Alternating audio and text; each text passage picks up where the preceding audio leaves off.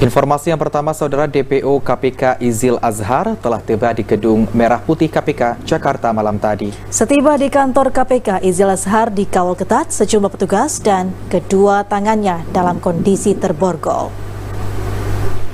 Izil Azhar alias Ayah Merin, mantan Panglima Gam Sabang yang ditangkap tim KPK bersama tim Jatanras Ditreskrimum Polda Aceh di Banda Aceh pada Selasa siang, akhirnya tiba di Gedung Merah Putih KPK, Jakarta sekitar pukul 19.40 waktu Indonesia Barat, Rabu kemarin.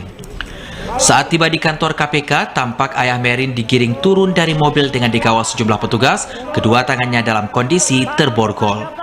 Ia kemudian dibawa masuk ke lantai 2 Gedung Merah Putih untuk menjalani pemeriksaan sejak turun dari mobil hingga digiring masuk ke gedung tersebut. Ayah Merin berjalan menunduk dan ia enggan menanggapi pertanyaan dari wartawan. Wakil Ketua KPK Johannes Tanak mengatakan DPO KPK Izil Azhar telah dibawa oleh tim penyidik dari Banda ke kantor KPK Jakarta dan kemudian akan dilakukan pemeriksaan lebih lanjut. Tim penyidik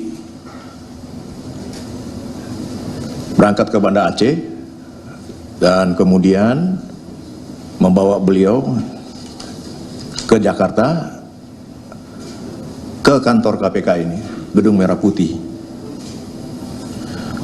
Untuk selanjutnya akan dilakukan penahanan dan pemeriksaan nantinya kepada beliau. Ditambahkan Izil Azhar akan mendekam di Rumah Tahanan Negara atau Rutan KPK pada Kafling C1 Gedung ACLC mulai 25 Januari hingga 13 Februari 2023 mendatang. Tim Liputan TVRI melaporkan.